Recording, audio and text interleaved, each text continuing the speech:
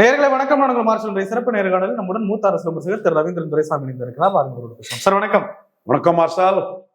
முதலமைச்சர் மு.க. ஸ்டாலின் அவர்கள் இன்றைக்கு பத்திரிகையாளர்களை சந்தித்திருக்கிறார். 7வது முறையாக மீண்டும் திராவிட முன்னேற்ற கழகம் ஆட்சி அமைக்கும் அப்படின்னு சொல்றாரு. எப்படி பாக்குறீங்க இந்த கருத்து? 2வது முறையா மு.க. ஸ்டாலின் முதலமைச்சராக வர்றதுக்குள்ள வாய்ப்புகள் சற்று பிரகாசமாக தான் இருக்கு. 45 விழுக்காடு வாக்குகள் அவர் தலைமை கிடைக்கும். 57-62 காமராஜ் உயரத்துல ஒரு கூட்டணி பலத்தோட அவர் இருக்கிறார். இன்னும் காந்தம் இரும்பு அட்ராக்ட் பண்ற மாதிரி ஓபிஎஸ், டிடிவி, தேமுதிக, டாக்டர் ஐயா இப்படி பல கட்சிகள் அவரை நோக்கி நகர காத்திருக்கின்றன. ஸோ ரொம்ப கம்ஃபர்டபுள் பொசிஷன்ல அவர் இருக்கிறார். இன்னும் சொல்லப்போனா 67 காமராஜ் செய்த தவற செய்திடக்கூடாதுங்கிற அடிப்படையில் ராஜாஜியை கோட்டை விட்டனால்தான் காமராஜுக்கு தோல்வி. 7.8 சுதந்திரா, 1.3 முத்துராமலிங்க தேவர் வாக்கெடுத்து அவர் மறைந்த பிறகு முக்கிய தேவர் ஐயா, கல்வி வள்ளல் ஐயா, முக்கிய தேவர் தலைமையில் இருந்த ஃபார்வர்ட் பிளாக்கும் சேர்த்து 9.1% இருந்த சுதந்திர அணியை காமராஜ் கையில் எடுக்காததான் அவரோட தோல்வி காரணம். 40 விழுக்காடு வாக்கெடுத்து தோத்தாரு, அவரே தோத்தாரு. நான் 9% விழுக்காடு தேசிய எண்ணம் கொண்ட வாக்கில் அவர் நினைச்சா தன் பக்கம் கொண்டு வந்திருக்கலாம். அவர் 62 ஜெயித்து உச்சத்தில் இந்திரா காந்தியை கமெண்ட் பண்ணக்கூடிய அளவில் மரப்பாச்சி பொம்மை பிரதமர் தான் இந்திரா காந்தின்னு சொல்லக்கூடிய அளவுக்கு அவர் பெரிய அளவுக்கு டெல்லியில் இருந்ததுனால படுத்துக்கொண்டே ஜெயிப்புங்கிற எண்ணத்தில் கூட்டணி பலத்தை உயர்த்தாம முதலமைச்சர் ராஜாஜியோட சமரசம் பண்ணாம தோல்வி தழுவினார். ஆனால் மு.க. ஸ்டாலின் அன்பழகனுக்கு பேராசிரியர் அன்பழகனுக்கு கொடுத்த இடம் வர ஓபிஎஸ் கொடுக்க தயாரா இருக்கிறார். காரணம், ஓபிஎஸ் 13 விழுக்காடு அதிமுக வாக்க காலி பண்ண ஒரு தலைவர். இப்போ அவருக்குன்னு ஒரு இமேஜ் இருக்கு. காலி பண்ணவர்னா அவருக்கு இருக்கா 13%? 13 இல்லை, அந்த காலி பண்ணி இருக்கிறாருன்றது உண்மை. அவருக்கு 13 இல்லை, ஆனா அவர் 13 காலி பண்ணிட்டார்.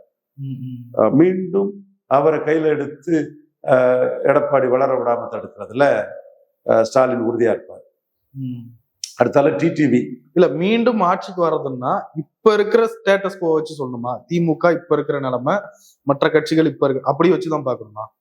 இப்ப இருக்க நிலைமையை தாண்டி காமராஜ் செய்த தவறுல அவர் தோல்வி அடைஞ்ச மாதிரி பாடம் படிச்சு ரொம்ப அலர்ட்டா ஸ்டாலின் போறாருன்னு சொல்றேன். குறிப்பா சீமான் கேட்கிறாரு, விஜய் அதுல அக்யூஸ்டா சேர்த்திருக்கிறார் கரூர் மேட்டர்ல. ஸ்டாலின் அக்யூஸ்டா சேர்க்கலையே. அப்போ காங்கிரஸ் ரூட்ல விஜய் வந்தா கூட காங்கிரஸ் சீட்டை குறைச்சு கொடுப்பாங்கன்னா அகாமடேட் பண்ண தயாரா இருக்கிறாரு. அப்புறம் எடப்பாடி தான் எதிரின்னு, கலைஞர் தான் எதிரின்னு எம்ஜிஆர் போவார்ல, அதே மாதிரி எடப்பாடி தான் எதிரின்னு முடிவு பண்ணி போறாரு. இதுதான் எம்ஜிஆருக்கு வெற்றி சூத்திரத்தை ஸ்டாலின் எடுத்துக்கிட்டார். காமராஜ் பண்ண தவிர தான் செய்யக்கூடாதுன்னு நினைக்கிறார். கலைஞர் செய்த பிரிசனரா பாஸ்டாட்டு இந்து நாடார் ஓட்டெல்லாம் தேவருக்கு எதிராக இலவசமா விழுவுலாம் நினைச்சு இது பண்ணாலும் ஒரு ஆன்டி நாடார் பொலிட்டிக்ஸை கன்னியாகுமரியில் பண்ணா அன்னைக்கு தமிழ்நாடு ஃபுல்லாக அது எதிரொலிக்கும்னு அதில் அலர்ட்டா இருக்கிறாரு. கிரகாம்பள்ளி ஒரு இந்து நாடாருக்கு மாவட்ட செயலாளர் பொறுப்பு கொடுக்குறாரு. இன்னும் நிறைய இந்து நாடார்களை வேட்பாளராக நிறுத்துவாருன்னு தகவல் நமக்கு தெரியுது.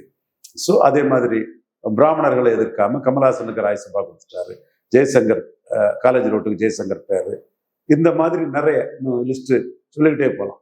அப்படியே அவரு எதிர்ப்பை குறைச்சி ஆதரவை பெருக்கி மக்கள் தலைவர் எம்ஜிஆர் பாணியில அரசியல் பண்றாரு. விஜய் கண்ணா பின்னாணி திட்டியும் பிள்ளை செல்லம் மிட்டாய் சாப்பிடுப்பா, உம்மல நான் கேஸ் போடலப்பா, எந்த தலைவரும் அவங்க தொண்டர்களை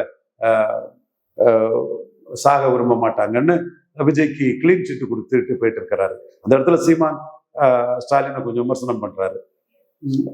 ஸோ அவர் வெற்றி பெற்ற அணியை கூட இன்னும் பெருசாக்குறதுக்கு தயாரா இருக்கக்கூடிய அளவுக்கான ஒரு அரசியலை ரொம்ப நுணுக்கமா பண்றாரு. வெற்றி பெற்ற அணியை பெருசாக்கக்கூடிய ஒரு தன்மை கலைஞருக்கு இருந்ததில்ல, வேற யாருக்குமே இருந்ததில்லை. வெற்றி பெற்ற அணியை பெருசாக்குங்கிறது பலரும் கிண்டல் பண்றாங்க. தோத்து போவோம்னு ஆட்களை சேர்க்குறீங்களா அது இதுன்னு சொல்லும் போது வெற்றி பெறுவோம் என்றாலும் அபண்டன் காஷன்னு ஆட்களை சேர்க்க தயாரா இருக்கிறார். இது ஸ்டாலினோட அரசியலுங்கிறது மற்ற முன்னேறுகளின் தவறுகள் பாடம் பிடிச்சு ரொம்ப மெச்சூர்டா ஹைலி ஸ்ரூடா போறார். இல்ல, எத்தனை முறை போட்டி ஆனாலும் நாங்கள் வெற்றி பெறுவோம் அப்படின்னு முதலமைச்சர் பலமுறை போட்டியாகிறது அவருக்கு லாபம் தானே. பலமுறை போட்டி. இப்போ விஜய் இந்த சூழ்நிலையில தனிச்சு நிக்கிறாரு அப்படின்ற நம்பிக்கையில சொல்றாரோ? விஜய் தனிச்சு நின்றுடுவாருன்னு எனக்கு தெரியல. அவருக்கும் 40 கேண்டிடேட்டுக்கு மேல அவர் இல்லைன்னு தான் அவருக்கு ரிப்போர்ட் போயிருக்கு. அதனாலதான் அவரு விஜய் சாஃப்டா டீல் பண்றாரு. விஜய் ஏதாவது கார்ஷா டீல் பண்ணி விஜய்க்கு எதிராக ஏதாவது பண்ணி ஒரு சிம்பதி விஜய்க்கு வர அதை கொண்டு போய் அவரு எடப்பாடிக்கு டிரான்ஸ்ஃபர் பண்ணக்கூடாதுன்னு நினைக்கிறார். இல்ல ஆக்சுவலா இப்போ அதிமுகவுக்கும் தாவேகாவுக்கும் என்ன ஒரு ஒரு பலம் தான் இருக்கு களத்துல? தாவேகா பிஜேபி இன்க்ளூசிவ் ஏடிஎம் காலேஜ்குள்ள போக முடியாது. போனா விஜய்க்கு சினிமாவும் போயிடும், அரசியலும் போயிடும். இது நான் ஏற்கனவே சொன்னேன். பட் இதை புரியாம தான் நயனார் நாகேந்திரன், தமிழிசை போன்றவங்கள்லாம் விஜய்க்கு ஆதரவா பேசிட்டு இருந்தாங்க. அவங்க நோக்கம் அவங்க எம்எல்ஏ ஆகுறதுக்கு விஜய் தனிச்சு நின்னா பாதிக்கும், விஜய் இங்க வந்துட்டா அது கூடுதல் பலன்னு நினைச்சாங்க. அவ்வளவுதான் அவங்க நினைச்சாங்க. பட் விஜய்க்கு எது லாபம் எது நஷ்டங்கிறத அவங்க நினைக்க தவறிட்டாங்க. விஜய்க்கு பிஜேபி இன்க்ளூசிவ் அலையன்ஸ்ல போனா சினிமாவும் போச்சு, அரசியலும் போச்சு. இது கடைசி படங்கிறதெல்லாம் தண்ணியில தான் எழுதணும். அது நமக்கு தெரிஞ்ச விஷயம் தான். ஒரு ஒரு மார்க்கெட்டிங்காக தான் கடைசி படம்னு ஒரு வேஷத்தை போடுறாரு. தென்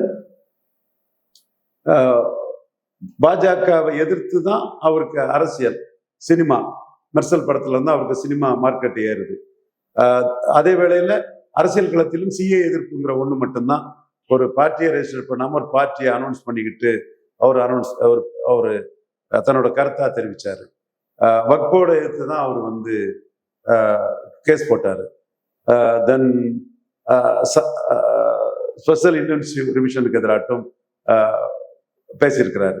ஸோ இவரு வெளிப்படையா இவர் முன்னெடுத்து நீதிமன்றம் போனது ஒரே ஒரு இஷ்யூவாட்டு இவர் முன்னெடுத்ததெல்லாம் பாஜக எதிர்ப்பு இஷ்யூவா தான் அவர் முன்னெடுத்திருக்கிறாரு. திருச்சியிலையும் பாஜக எதிர்ப்பு இஷ்யூவை தான் முன்னெடுத்திருக்கிறாரு. ஸோ இவர் பிஜேபி இன்க்ளூசிவ் அலையன்ஸுக்குள்ள போனா இவருக்கு வந்து சினிமாவும் போயிடும், அரசியலும் போயிடும், பூஜ்ஜியம் ஆயிடுவாரு. அதனால அவர் அங்க போக விரும்பல. ஸோ அவர்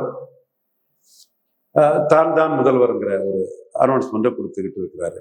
அதுல திமுகவோட இன்டெலிஜென்ஸ் ரிப்போர்ட் 40 கேண்டிடேட் மேல அவருக்கு இல்லை, கடைசி நேரத்தில் அவர் அதிரடியா ஏதாவது செய்திடலாம், அப்போ நாம கவனமா இருக்கணும், அவரை அஃபண்ட் பண்றதோ அவர் கட்சிக்காரங்களை அரெஸ்ட் பண்றதோ நமக்கு எந்த வகையிலும் பலன் கொடுக்காது. நல்ல சீமான் போன்றவர்கள் 304A அக்விஸ்டா போட வேண்டியவரை ஏன் போடலன்னு கேட்கும்போது கூட ஸ்டாலின் வந்து புஷியானதை மட்டும் அக்விஸ்டா போட்டுக்கிட்டு விஜய் அக்விஸ்டா சேர்க்கல. இதுதான் சூழல். ஸ்டாலினை பொறுத்த அளவுல ஒரு குறிப்பிடத்தக்க சீட்டு காங்கிரஸ் ரூட்ல ராகுல் காந்தி பேசி உள்ள வருவார்னா கொடுக்கறதுக்கும் தயாரா தான் இருக்கிறாரு. விஜய் எதிரியா பார்க்கணும்.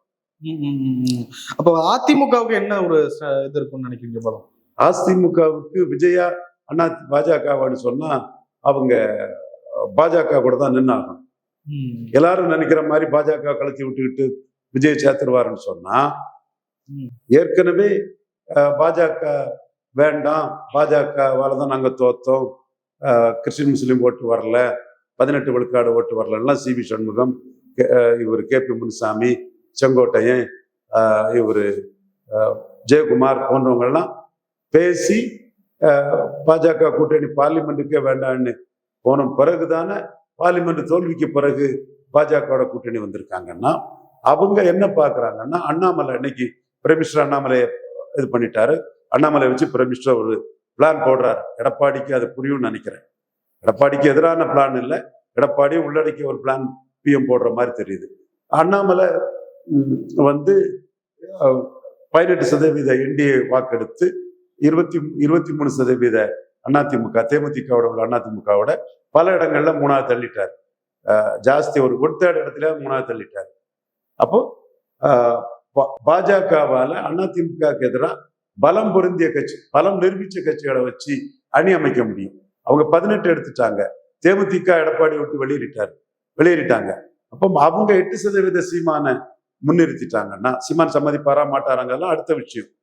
ஒரு வேளையில அது நடந்துட்டுன்னா 26% அரித்மெட்டிக் உள்ள அணியாட்டு நிதிஷ்குமார் மாதிரி அந்த அணிக்கு சீமான் CM கேண்டிடேட் ஆயிடுவாரு. எடப்பாடி 20% போயிடுவாரு. முபாரக்கை தவிர அவர்கிட்ட வேற யாருமே இல்லை. அப்ப அந்த கட்டத்துக்குள்ள எடப்பாடிக்கு வந்து ஒரு 2/3 ஏரியா, ஒரு 150 தொகுதிக்குள்ள 3வது போயிடுவாரு, டெபாசிட் இழந்துருவாரு. ஸோ நிதிஷ்குமார் மாதிரி மோடி சீமான முன்னிறுத்த வாய்ப்பு அதிகம்னு எங்க RD டீம் சொன்னதுனால அவர் பாக்குறாரு சசிகலா விஷயத்துல இவங்க சொன்னதுதான் நடந்தது. சசிகலா, புஷ்பா, மாநில பாஜக தலைவர் எல்லாரோட கருத்தையும் உள்ளடக்கி அவங்க சசிகலாவை வந்து கிராக் டவுன் பண்ணிட்டாங்க. இவங்க சொன்னது மாதிரி கவர்னர் வரல, எல்லாமே நடந்திருக்குது. அது பிறகு சத்யன் குருமூர்த்தி இவரை சசிகலாவை தூக்கி போடும்போது தூக்கி போட்டா சசிகலா ஸ்ட்ரெங்தன் ஆயிடுவாங்கன்னு காப்பாத்தி விட்டதும் இவங்க தான். அதுவும் அவருக்கு தெரியுது. அப்போ இவங்க ஒண்ணு சொன்னாங்கன்னா, இதை ஒருவேளை நடத்தி காட்டிட்டாங்கன்னா அது நம்மளை ஒரு 150 தொகுதிக்கு மேல டெபாசிட் இழக்க வச்சு காலி பண்ணிருந்தாங்கிறதுனாலதான். இல்ல 150 தொகுதிக்கு மேல மூணாவது, ரெண்டாவது யாருக்கு வாய்ப்பு? மூணாவது ரெண்டாவது அப்ப யாரு? ரெண்டாவது பாஜக சீமான் அலையன்ஸ். அது நடக்குமா நடக்காதாங்கிறது வேற. நடந்துரும்னு அவர் பயந்துட்டார். ஓகே, இது ரொம்ப நுணுக்கமான விஷயம். அதனாலதான் 20% உள்ள வராரு. உள்ள வந்துட்டு இப்ப அவங்களுக்குள்ள சீட்டு பேர நடந்துட்டு இருக்கு. அண்ணாமலை 2 ரெட்டலைக்கு ஒரு தாமரை வேணும்னு அண்ணாமலை கேட்கிறாரு. சோ சீட் ஷேரிங் அவங்களுக்குள்ள முடியாம இருக்குது. அண்ணாமலைக்கு நோக்கம் எடப்பாடி அரசியல் ரீதியா வீழ்த்தணுங்கிறது தெரியும். இவரு பாஜகக்குள்ள அண்ணாமலையை தலைவர் போஸ்ட் எடுக்க வச்சுட்டாரு. அண்ணாமலை சீமானுக்கு பிறந்தநாள் வாழ்த்து தெரிவிச்சுட்டாருன்னு சொன்னதும் அடுத்தார ஒரு 1-2 மணி நேரம் கழிச்சு அவரும் தெரிவிக்கிறார். சோ இந்த அரசியல் களத்துக்குள்ள பாஜகவுக்கு ஒரு அணி அமைக்கக்கூடிய கெப்பாசிட்டி இருக்குது, சென்ட்ரல் அதிகாரம் இருக்குது. அதனால பாஜகவை விட முடியாதுன்னு அவரு உறுதியா இருக்கிறாரு. ஸ்பெஷல் இன்டென்சிவ் ரிவிஷனுக்காக முழுமையா இருக்கிறாரு. இண்டோ பாக் வார்ல மோடியின் வெற்றின்னு சொன்னாரு. என்னையும் பாஜக பிரிக்க முடியாதுன்னு சொன்னாரு. சோ அவரு பாஜக கூட நிக்கலன்னா அது வாக்கு வலிமையிலும் சிக்கல், மற்றபடியும் சிக்கல்னு சொல்லி பாஜக கூட தெளிவா அவர் நிற்கிறாரு. இது பொதுச் செயலாளர் செல்லாதண்ணி கூட செங்கோட்டையனை பயன்படுத்தி ஏதாவது பண்ணிடுவாங்களோங்கிற ஒரு அச்சமும் அவருக்கு இருக்குது. இப்போ பாஜக இல்லைன்னா அவர் இல்லைங்கிற முடிவுக்கு வந்திருக்கிறாரு. இதை வச்சுதான் அவரு ராஜேந்திர பாலாஜியை வச்சு 20 சீட்டு தான் தாவேக்காக்குன்னு சொன்னாரு. அதிமுக பாஜகவும் 150 சீட்டு ஜெயிக்கும், 20 சீட்டு தான் தாவேக்காவுக்குன்னு தாவேக்காவை 20 சீட்டுக்கு பலன் நிரூபிக்காத ஒரு கட்சியை ஒரு 20 சீட்டுக்கு மதிச்சாரு. அதற்கு எங்களுடைய கருத்துருவாக்கும் ஒரு காரணம். சார், இந்த முறை சீமானுக்கு விஜய் அவர்கள் பிறந்தநாள் வாழ்த்து தெரிவிக்கல, எப்படி பாக்குறீங்க? மார்ஷல், இதுல என்ன பார்க்கணும்னா, கடந்த முறை சீமான் அவர்கள் விஜய்க்கு மாநாட்டை அடிச்சார். அது பெரியார் அதெல்லாம் தத்துவ தலைவர்னு சொன்னதும் சீமான் என்ன வந்தாருன்னா தெளிவா விஜய் அடிச்சாரு. வலமும் போகாம இடமும் போகாம நடுப்புல போனா மாட்டிக்கிட்டு காலி ஆயிடுவாங்கிற வார்த்தையை சொன்னாரு. அதுக்கு ஐயா எஸ்.ஏ. சந்திரசேகர் கூட வருத்தப்பட்டாருன்னு சில தகவல் சொன்னாங்க. சீமான் அந்த கட்சியை தான் சொன்னார். உத்தரப்பிரதேச காங்கிரஸ் மாதிரி ராமர் கோயில் பாபர் மசீதியில ராமர் கோயில்னு பாஜக நின்னாங்க, பாபர் மசீதின்னு சமாஜ்வாடி அகிலேஷ் யாதவ் முலாயம் சிங் யாதவ் நின்னாப்புல. இவங்க வலமும் போகாம இடமும் போகாம கோயிலும் வேணும் மசூதியும் வேணும்னு இப்போ கோயில் வந்துச்சு. அந்த மாதிரி ஒரு ஸ்டாண்ட் எடுக்கும்போது அங்கேயும் இல்லாம இங்கேயும் இல்லாம கோயில் வேணுங்கிறவங்கெல்லாம் இவரு பாஜக கல்யாண் சிங் பக்கமும், மசூதி தாங்கிறவங்க எல்லாம் முலாயம் சிங் யாதவ் பக்கமும் நின்னாங்க. உத்தரப்பிரதேச காங்கிரஸ் மாதிரி வலவும் போகாம இடமும் போகாம அடிபட்டு போவாங்கிறது தான் சீமானுக்கு கருத்து. அதாவது திராவிடம் தமிழ் தேசியம், ஒண்ணு திராவிடம் போய் நின்று அல்லது தமிழ் தேசியம்னு சொல்லாத, திராவிடத்தில் தமிழ் தேசியம் வச்சு கருவாட்டு சாம்பார் வைக்காத அப்படின்னு சொல்லும் போதுதான் வலமும் போகாம இடமும் போகாம நடுவில் போனா அடிபட்டு போவா. அது உத்தரப்பிரதேச காங்கிரஸுக்காக சொன்ன இந்த இதை சீமான் சொன்னாரு. அது விஜய்க்கு பிறமொழியாளர் மத்தியில் ஒரு சிம்பதியை கொடுத்து, ஒரு அனுதாபமே கொடுத்து, சீமான் கடுமையான வார்த்தையில நமக்காக தானே விஜய் இவ்வளவு கஷ்டப்பட்டு இந்த வார்த்தைகள்லாம் சீமான்கிட்ட வாங்குறாருங்கிற ஒரு சிம்பதியை சீமானுக்கு கொடுத்து, மன்னிக்கவும் விஜய்க்கு கொடுத்து, பிறமொழியாளர்கிட்ட விஜய்க்கு சீமானோட கடுமையான வார்த்தைகள் விஜய்க்கு ஒரு சிம்பதியை கொடுத்து, அந்த வருஷம் விஜய் சீமானுக்கு பிறந்த நாள் வாழ்த்து தெரிவிச்சார். இந்த வருஷம் வாழ்த்து தெரிவிக்கல. அப்ப அன்னைக்கு வாழ்த்து தெரிவிக்கும் போது எல்லாரும் விஜயை கொண்டாடுறாங்க. சீமான் அடிபட்டு இதாயிருவான்னு சொன்ன பிறகு கூட விஜய் பெருந்தன்மையா வாழ்த்து தெரிவிச்சாரு. இது விஜய்க்கு பெருந்தன்மையை காட்டுது அதுன்னு சொன்னாங்க. சீமான் விஜய்க்கு தொடர்ந்து வாழ்த்து தெரிவிச்சுதான் இருக்கிறார். அப்போ இந்த வருஷம் விஜய் சீமானுக்கு ஏன் வாழ்த்து தெரிவிக்கலன்னா, கோழை நாய்கள் ஏன் விக்கிரவாண்டியம் ஈரோடு கிழக்கையும் கண்டு ஓடிட்டாங்கன்னு விஜய் பண்றது வியாபார அரசியல்னு சீமான் அடிச்சாரு. ரஜினிகாந்த் அஜித் போன்றவங்க எல்லாம் தங்களோட பாப்புலாரிட்டியை வியாபாரமாக்கல, பச்சோந்தித்தனம் பண்ணல, சுயநலமா செயல்படல. விஜய் தன்னுடைய புகழை, சினிமா புகழை அரசியல் வியாபாரமாக்கி வியாபாரத்துக்கு வந்திருக்காருன்னு ஒரு அடி அடிச்சாரு. இது விஜய்க்கு வந்து ரஜினியும் அஜித்தையும் தூக்கி பேசிக்கிட்டு தன்னை இப்படி பேசிட்டாருன்னு சினிமா உலகத்துக்குள்ள இருக்கக்கூடிய விஜய்க்கு வந்து ஒரு மன வருத்தங்களை பெரிய அளவு கொடுத்துருக்கோம். அடுத்து விக்கிரவாண்டியில ஈரோடு கிழக்குலயும் நிற்காததுக்கு தான் நின்னு காட்டுறதுக்காக சீமான் வந்து ஏற்கனவே நின்னதுனாலதான் கமல்ஹாசனையும் தினகரனையும் தாண்டி போனார்.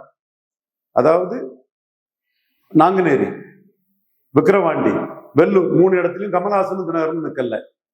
நின்னது மக்கள் வந்து இவர் சீரியஸான அரசியல், உண்மையான அரசியல், மக்களுக்கான அரசியல் பண்றாரு, இவர் பார்ட் டைம் பொலிட்டிஷியன்லன்னு சீமான 6.5க்கு மக்கள் உயர்த்தி விட்டான். தினகரன் எவ்வளவு பெரிய ஆளு, எவ்வளவு பெரிய ஹீரோ, ஆர்கனர் ஹீரோ, அவர் 2.5க்கு போயிட்டாரு. கமல்ஹாசன் எவ்வளவு பெரிய ஸ்டார், சின்ன வயசுல இருந்தே களத்தூர் கண்ணம்மால இருந்து இன்னைக்கு கூட கமல்ஹாசனுக்கு நாயகன், பழைய படங்கள்லே அது பெரிய ஒரு கலைப்படைப்பாட்டு, பழைய படங்கள்ல நல்ல வசூல் போறதா எல்லாருமே சொல்லக்கூடிய அளவுக்கு இன்னைக்கும் இது தொலைக்காட்சியில பாத்தீங்கன்னா அவருக்கு பழைய படங்கள் தான் நிறைய ஸ்கிரீன் ஆகக்கூடிய அளவுக்கு உள்ள ஒரு பெரிய பாப்புலர் ஸ்டார். அவரையும் சீமான் மிஞ்சதுக்கு காரணம் அவங்க 3 இடைத்தேர்தலையும் நிக்கல. அப்போ விஜய வந்து அடிக்கணும்னா விஜய் இடைத்தேர்தல நிக்கலன்னு சொல்லி அடிக்கணும். நீங்களும் இன்னொரு கமல்ஹாசன் 2.0 தான், இன்னொரு கமல்ஹாசன் தான் அப்படின்னு கம்பேர் பண்ணி அடிக்கணும்னு சொல்லும்போது அவர் அந்த இடத்துக்குள்ள கமல்ஹாசன் எல்லாம் கண்ணியமா தான் பேசினார்.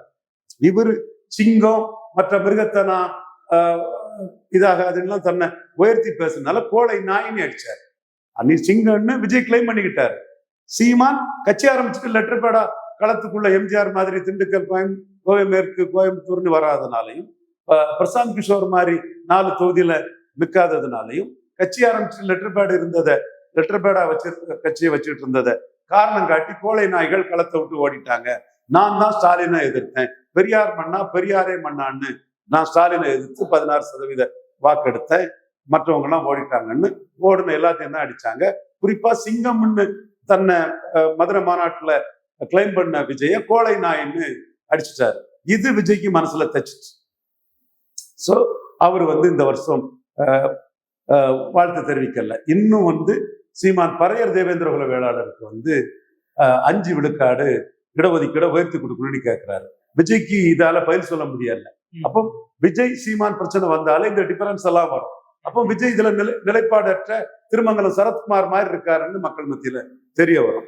அடுத்தால ஜாதிவாரி கணக்கெடுப்புல எடப்பாடி பண்ணதும் தவறு, ஸ்டாலின் பண்ணதும் தவறு, ஜாதிவாரி கணக்கெடுப்பு நடத்தி தான் எதுவும் பண்ணணும்னு சீமான் ஒரு கருத்தை எண்ணி கூட அளந்து கொடுங்கிறார். இதுலயும் விஜய்க்கு நிலைப்பாடு இல்லை. அடுத்து வந்து கள்ளு, டாஸ்மார்க் கூடாதுங்கிறது சீமானுக்கு நிலைப்பாடு. விஜய்க்கு இதுல நிலைப்பாடு இல்லை. நீ 10 ரூபா பாட்டிலுக்கு 10 ரூபா அந்த மாதிரி எல்லாம் பேசினல்ல, அது வந்து ஏன் டாஸ்மார்க்க மூட சொல்லி பேசலன்னு சீமான் கேட்கிறாரு. இலவசங்கள் நாட்டுக்காடுன்னு சீமான் சொல்றாரு. இப்படி பலதரப்பட்ட விஷயங்கள் வந்து சீமான் விஜய் கம்பாரிசன்ல சீமான் தெளிவான நிலைப்பாட்டோட இருக்கிறாரு, கிளாரிட்டியோட இருக்கிறாரு, விஜய் கிளாரிட்டி இல்லாம இருக்கிறாருன்னு சொல்லும் போது இந்த ஆண்டு சீமான் கிளாரிட்டியில உயர்ந்துட்டாருன்னு விஜய் பதறாரு. சீமான் தெளிவான நிலைப்பாட்டுல 234 பண்ணு உயர்ந்துட்டாருன்னு பதறும் போது விஜய் சீமான் கம்பாரிசன் வேண்டாங்கிற அடிப்படையில சீமானோட அரசியல் நிலைப்பாடு தன்னை பாதிக்குங்கிற அடிப்படையில இந்த வருஷம் அவரு வாழ்த்து சொல்லாம இருந்துட்டாரு. குறிப்பா கோழை நாய்கள் விக்கிரவாண்டியும் ஈரோடு கிழக்கையும் விட்டு களத்தை விட்டு ஓடிட்டாங்கன்னு இவர் சிங்கன்னு கிளைம் பண்ணவரை தரவுகளோட கோழை நாயினே அடிச்சுட்டாரு. களத்துக்குள்ள வராத கோழை அவரு ஒரு ஸ்டடி இல்லாதவர், ஒரு உருத்தான தலைவர் கிடையாது, ஒரு ஒரு ஒரு சீரியஸ்னஸ் இல்லாம ஒரு மேம்போக்கான தலைவர் தான் அடிச்சுட்டாருன்னு சொல்லும் போது அது அவருக்கு கோபம். அந்த கோபத்துல இந்த வருஷம் வாழ்த்து தெரிவிக்கல. நான் என்ன கேட்கிறேன்னா, கழிஞ்ச வருஷம் விஜய்க்கு பெருந்தன்மையை பற்றி பேசினவங்க எல்லாம் இந்த வருஷம் விஜய் கோழை நாய் களத்தை விட்டு ஓடிட்டாங்கன்னு கமல்ஹாசன் தினகரனை வீழ்த்தின புள்ளிக்குள்ள ஒன்னு நான் வீழ்த்திட்டேன்னு சீமான் கிளைம் பண்றதை பொறுக்க முடியாம வாழ்த்து தெரிவிக்கலன்னு ஒத்துக்கிடுவாங்களா? கலைஞரோட பெருந்தன்மைன்னு சொன்னீங்களாப்பா, இந்த இடம் அந்த பெருந்தன்மை எங்க போச்சுன்னு கேட்குறேன். சோ இதுதான் காரணம்னு நான் கருதுறேன். நிறைய விஷயங்களை பகிர்ந்து கொண்டீங்க. ரொம்ப நன்றிங்க சார்.